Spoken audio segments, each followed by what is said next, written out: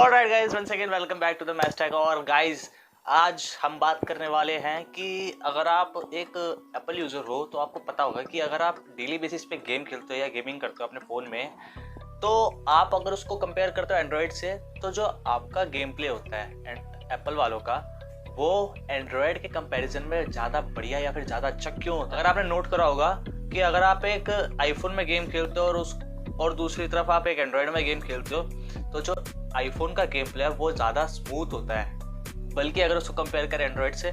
और ऐसा क्यों होता है, तो आज हम इस वीडियो में बात करेंगे इसके बारे में।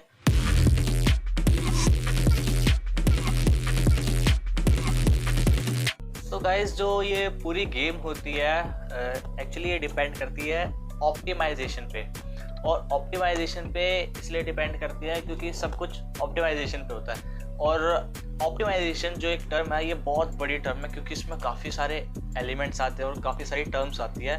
तो इसको अगर इलेबोरेट करने में लगे तो बहुत टाइम लग जाएगा, बट कोशिश करते हैं इसको थोड़ा सिंपल वे में तोड़ के मरोड़ के मैं आपको डिस्क्राइब करूँ। गाइस, एक बड़ा रीज़न ये भी है कि जो एप्पल है वो अपने जो प्रोसेसर है वो खुद बनाता है। जैसे कि हम बात करें कि A13 बायोनिक चिप हो गया या फिर A14 बायोनिक चिप हो गया। ये बायोनिक चिप क्या होता है? ये प्रोसेसर होता है एप्पल के, जो वो खुद बनाता है, अपने हिसाब से बनाता है, अपने तरीके से बनाता है, अपने दम पे बनाता है। और तभी इसीलिए जो आईफोन्स होते हैं वो महंगे होते हैं।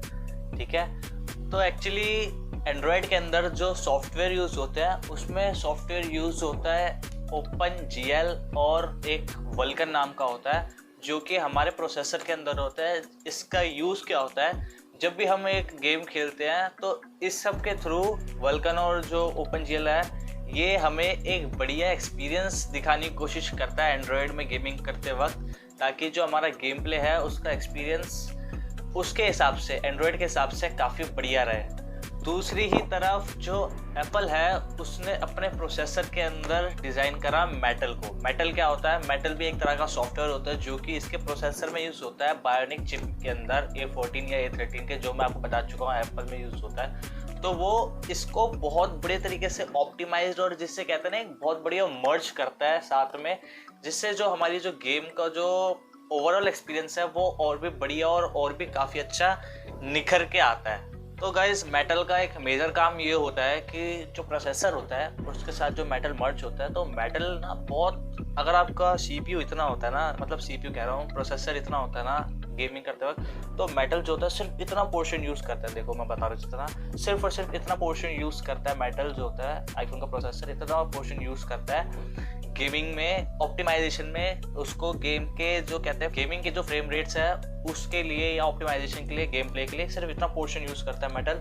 बाकी का जो इतना पोर्शन बचता है प्रोसेसर में, वो पूरा का पूरा जो गेम का ओवरऑल एक्सपीरियंस है, जैसे कि अगर आप कहोगे ट्रिगर रिस्पॉन्स हो गया, आप गेमिंग करते वक्त बहुत सी चीज़ें यूज़ करते हैं, जैसे आप शूट करते हो, फायर करते हो, या फिर आप कोई रेसिंग गेम खेल रहे हो तो उसमें बूस्ट वाले यूज़ करते हो, तो वो जो दूसरा इतना पोर्शन बचता है ना प्रोसेसर का, वो उसको उभारने में और उसको और बढ़िया चीज़ बनाने में यूज़ होता है। तो गाइस, जहाँ तक बात आती है एंड्रॉयड की, तो एंड्रॉयड में आप जानते हो कि डेली ही नए फ़ोन्स आते हैं, तो उनके साथ मर्ज करने के लिए जो हमें प्रोसेसर दिए होते हैं वो बहुत तरह के होते हैं। कोई स्नैपड्रैगन का 865 होता है, 865 प्लस होता है, जबकि एज़ कम्पेयर एप्पल में, तो एप्पल में हमें सिर्फ एक ही वो देखने को मिलता है, बायोनिक चिप, जो कि सब में एक होता है। और जो एप्पल के मॉडल्स है वो भी ज़्यादा नहीं है, वो अब तक शायद 10 या 11 मॉडल्स हैं अब तक। तो जो मेटल होता है, वो जो कंपनी जब डेवलपर एक गेम बनाती है या कोई वो बनाती है, तो उसके पास उसको पता होता है कि वो एप्पल के हिसाब से बना रही है या आईफोन के हिसाब से बना रही है, तो वो बहुत, जिसे कहते हैं ना, एक स्टेबल वो बनाती है गेम। अपनी गेम को लेकर बहुत स्टेबल होते हैं कि उनको पता होता है कि ये जो गेम है ये आईफोन में चलेगी, इस मॉडल में चलेगी, या दूसरे मॉडल में चलेगी, या थोड़े बेस मॉडल में चलेगी।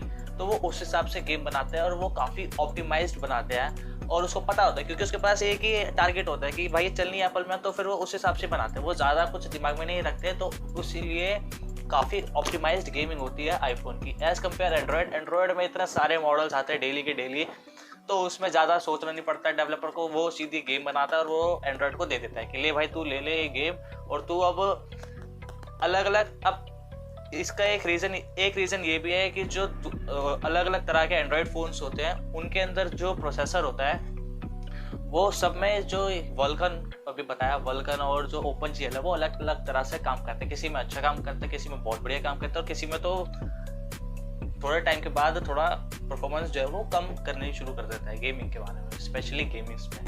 तो इसी कारण से जो हमारी गेमिंग है वो हमें देखने को मिलती है कुछ टाइम के बाद जो फ्रेम रेट्स है गेम के वो घट रहे हैं, या फिर हमारी गेम जो है वो अटक रही है। बट एप्पल में ऐसा नहीं होता, क्योंकि वो सिर्फ एक स्पेसिफिक चीज़ के लिए बनाया गया है। और जो गेमिंग है, जो डेवलपर ने गेम बनाई है वो एक स्पेसिफिक प्रोसेसर या फिर एक स्पेसिफिक फ़ोन के लिए बनाई है, तो इसलिए हमें उसमें नहीं देखना मिलता।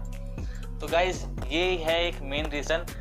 पता है कि वीडियो थोड़ी ज़्यादा बड़ी हो गई होगी, बट जो ये एक टर्म थी कि आईफोन की जो गेमिंग है वो क्यों बड़ी होती है एंड्रॉयड से, ये एक मेरे को लग रहा है कि मैसेज मैंने आप तक पहुंचा दिया होगा। वीडियो थोड़ी बड़ी हो गई है बट कोई दिक्कत नहीं है। और अगर गाइज आपको और भी ऐसी वीडियोस में इंटरेस्ट है, टेक रिलेटेड वीडियोस में, तो आप मेरे चैनल को सब्सक्राइब करना मत भूलना और साथ ही में बेल आइकन भी प्रेस कर लेना। और अगर चैनल को सब्सक्राइब कर दिया तो वीडियो को लाइक करना मत भूलना, और साथ ही में अपने फ्रेंड्स के साथ भी शेयर करना। तब तक के लिए मैं मिलता हूँ आपसे एक नई वीडियो में एक नए टेक अपडेट के साथ में। तब तक के लिए पीस आउट।